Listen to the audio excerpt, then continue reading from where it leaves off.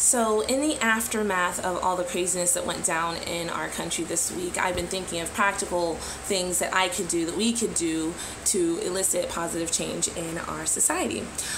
So these are long and short term. So I'm going to start with the first one, which is to write letters to your local, state, national representatives and let them know how you feel in a clear, short, well thought out way. My husband's written letters and gotten calls and emails and handwritten letters back. I think it's worth, doing. So 3 things that I would address in my letters. One would be increased police training and weapons training, more knowledge, more power. The second thing would be, new protocols and the rules of engagement between the police officers and the general public. And the third would be to reevaluate this whole issue of pulling people over, because I think that it's super outdated. Back in the day, they didn't have information. That was the only way that they could contact you. Now they have every piece of information on you possible, by your license plate, by your registration, by the cameras in the street.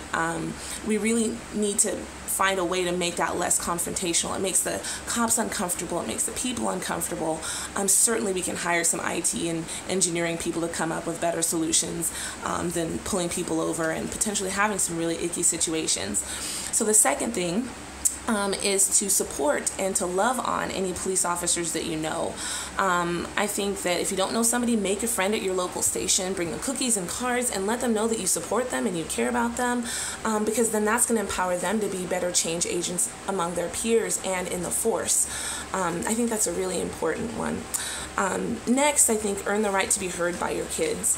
This is a super long term because it involves a lifetime of being trustworthy and being knowledgeable, and I think that this is a good way to impact the future for good. Now, if you are a good parent, emphasize good parent, have more kids. I think that's another great way to really change our society. And the 5th way is to mentor a young person. It doesn't matter who the age, whether they're foster, whether they're rich or poor or white or black or gay or straight or whatever, troubled in the juvenile system. Find somebody, because I think all kids are looking for somebody to invest in them and to teach them like what it is to truly value humanity. So with all that said, the emphasis is on the long haul. I think there's things that we can do now, but most will happen, in the future. And also just to also emphasize that personal interaction is the best way to get that done.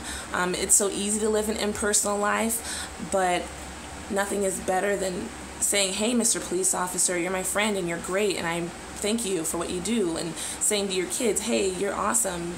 Show love to people around you. Now, one more thing about public protesting. How do I feel about it? I've been thinking about that.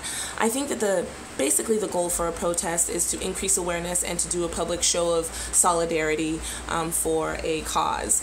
But I kind of think that that's not really a great way to change somebody's mind. I don't think somebody that has an opposing viewpoint will look at a rally or a protest and say, oh, now I'm going to think totally different.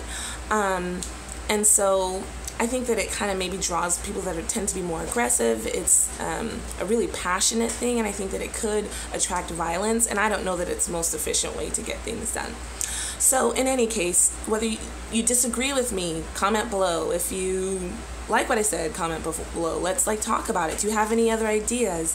Because I think we can really do something. That might not look exactly like any of us individually think, and it might be a corporate pursuit of peace. Anyway, just my ideas.